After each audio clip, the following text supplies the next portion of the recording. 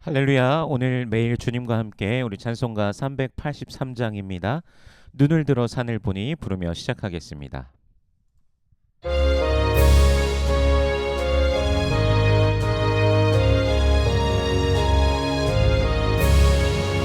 눈을 들어 산을 보니 도움 어디서 오나 천지 지은 주 하나님 나를 도와주시네. 나의 말이 실족 않게 주밖에 지키며 택한 백성 항상 지켜 길이 보호하시네. 도우시는 하나님이 내게 은을 되시니 낮의 해와 밤의 달이 너를 상치 않겠네. 내 화를 주지 않고 오늘도 하시며 너의 주를 지금부터 영영 인도하시리.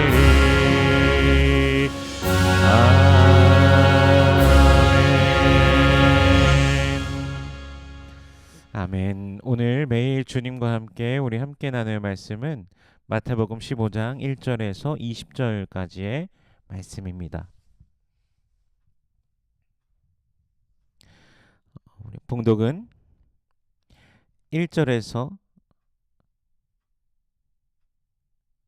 10절까지의 말씀을 봉독하겠습니다.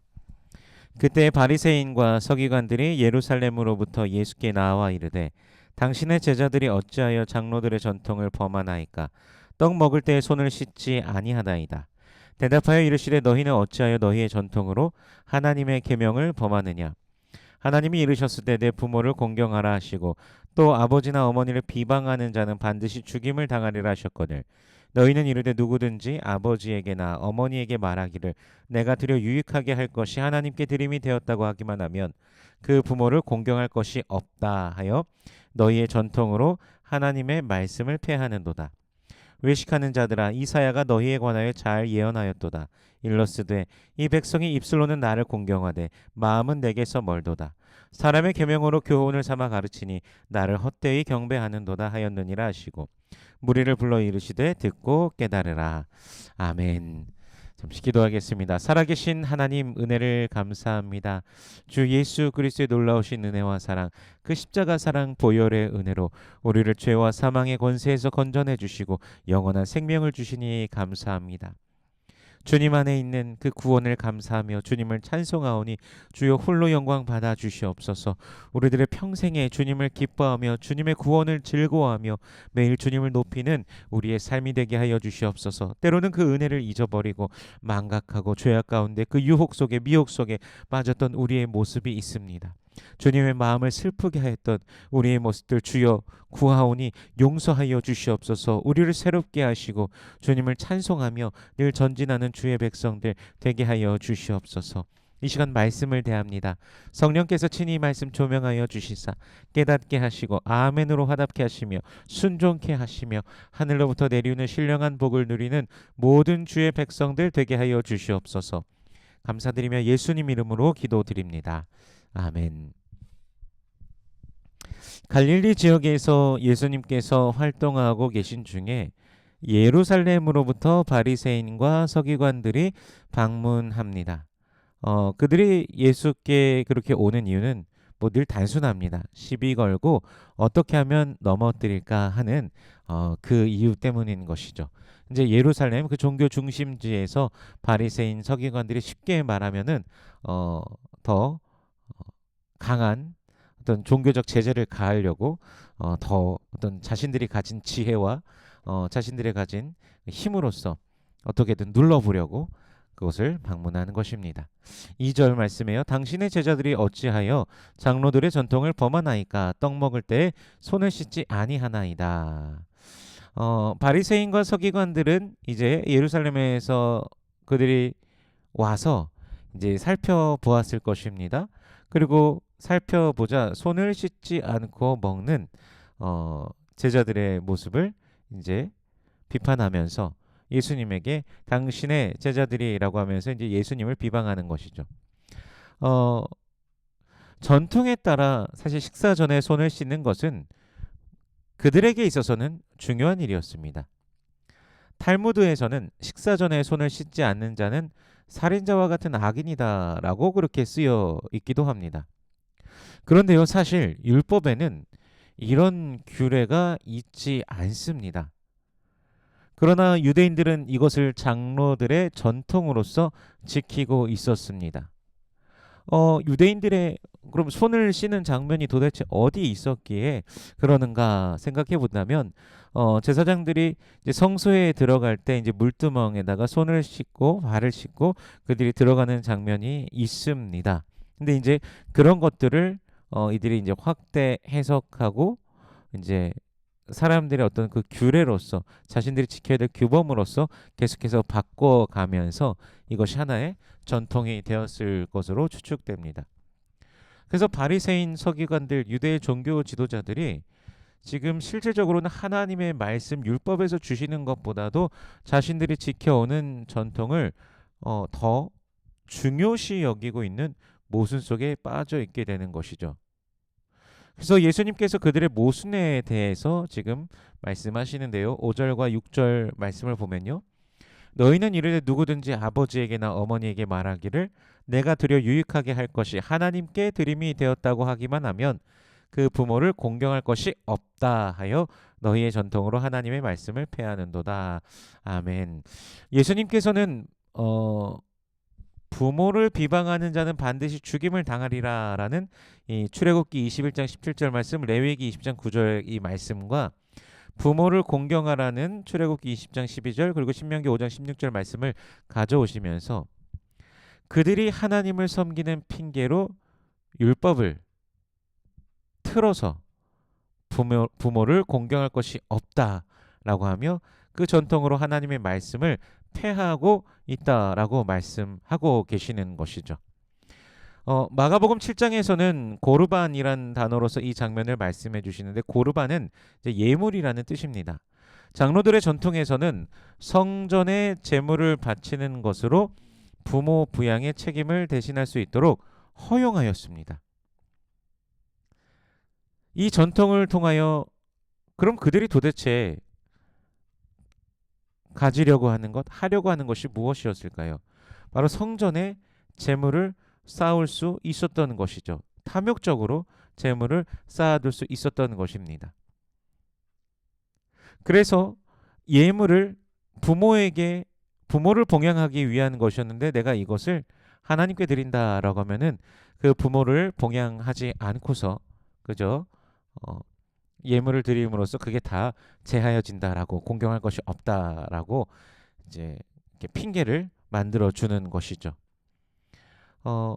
예수님께서 성전에서 환전하는 자들, 비둘기 파는 자들을 내쫓으시면서 성전 정화하는 장면을 보듯이 이 유대 사회에 있는 부패한 모습이 유대인들에게 깊숙이 파고들어 있었음을 볼 수 있게 되는 것입니다. 그러니까 이 전통들도 자신들의 어떤 특별한 그 목적들을 위하여서 만들어내고 그것을 행하고 있었다라는 것이죠.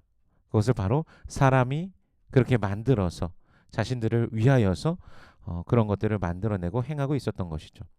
전통을 따르면서 오히려 참된 신앙, 하나님의 그 말씀, 그 뜻을 파괴하는 자들이 바로 바리새인들인 것입니다. 이들을 그라여서 외식하는 자라고 칭하시면서 이사야의 예언을 통해 그들의 민낯을 말씀하십니다. 8절과 9절 말씀에 보면요. 이 백성이 입술로는 나를 공경하되 마음은 내게서 멀도다. 사람의 계명으로 교훈을 삼아 가르치니 나를 헛되이 경배하는도다 하였느니라 하시고 아멘. 까지 겉으로만 하나님을 섬기고 속으로는 전혀 그렇지 않은 것이죠. 하나님의 그 말씀 이것을 자신을 위한 수단으로서만 사용하고 있는 것입니다. 그래서 그 수단이기 때문에 자신들의 이득이 되는 그 전통은 말씀과 대치되어도 전혀 상관없이 그냥 그런 건 전통을 따르면 되지 뭐 하면서 쉬 넘어가고 있다라는 것이죠. 13절과 14절에 보면요. 예수께서 대답하여 이르시되 심은 것마다 내 하늘 아버지께서 심으시지 않은 것은 뽑힐 것이니 그냥 두라. 그들은 맹인이 되어 맹인을 인도하는 자로다. 만일 맹인이 맹인을 인도하면 둘이 다 구덩이에 빠지리라 하시니. 아멘. 이 장면은 가라지의 비유가 생각나는 장면입니다. 어, 하나님께서 참으로 심으신 자들. 우리 예수님께서 그 가라지의 비유를 드실 때 인자를 씨 뿌리는 자로서 말씀하시면서 그 가운데 이제 마귀가 와서 가라지도 그렇게 심어 놓는다고 말씀하시지 않았습니까? 그 가라지의 비유를 생각하면서 베드로전서 1장 23절 말씀을 우리가 잠시 보면은 너희가 거듭난 것이 썩어질 씨로 된 것이 아니요 썩지 아니할 씨로 된 것이니 하나님의 살아있고 항상 있는 말씀으로 되었느니라. 아멘. 그래서 하나님의 말씀이 심겨지고 하나님의 말씀으로 인해 새롭게 태어난 자들은 그 말씀 안에서 살아가게 됩니다. 그러나 이 말씀을 이용하는 자들은요.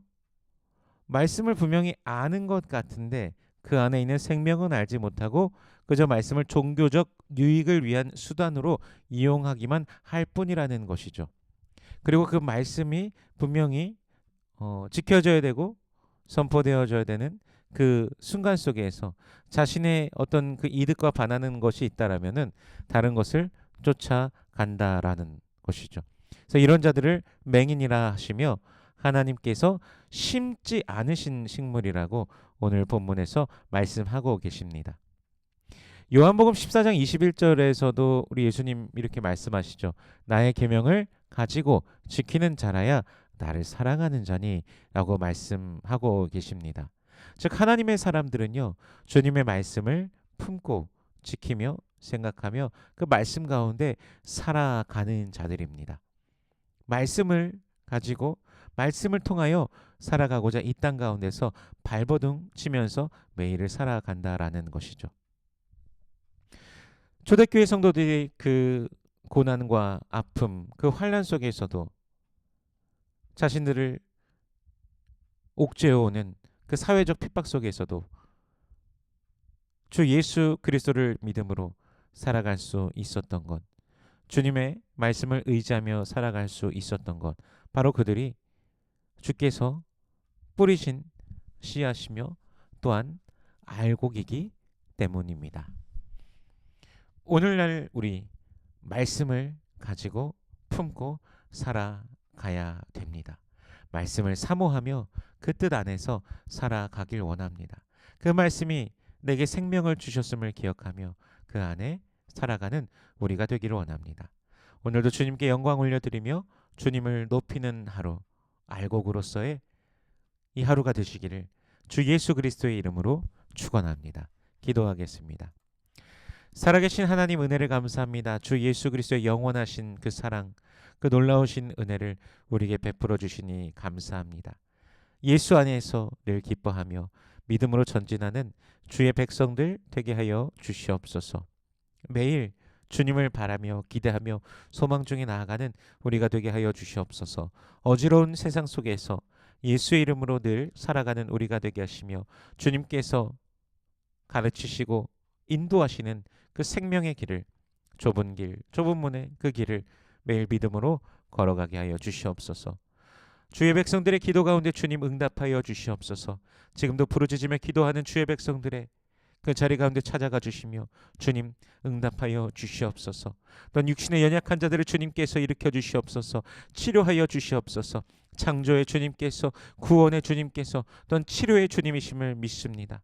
우리 모든 약한 것을 짊어지려 하셨음을, 그리고 짊어지사 십자가에 못 박혀 죽으시고 부활하시고 승천하셨고 또한 다시 오심을 믿습니다. 우리 주님을 믿사오니 주여 치료하여 주시옵소서. 기뻐 뛰며 춤추며 찬양하는 모든 권속들 되게 하여 주시옵소서. 여호와는 내게 복을 주시고 너를 지키시길 원하며 여호와는 그 얼굴을 내게 비추사 은혜 베푸시길 원하며 여호와는 그 얼굴을 내게로 향하여 두사 평강 주시길 원하노라. 주님 말씀하셨으니 언약하신 대로 오늘도 임하여 주시옵소서. 감사드리며 예수님 이름으로 기도드립니다. 아멘.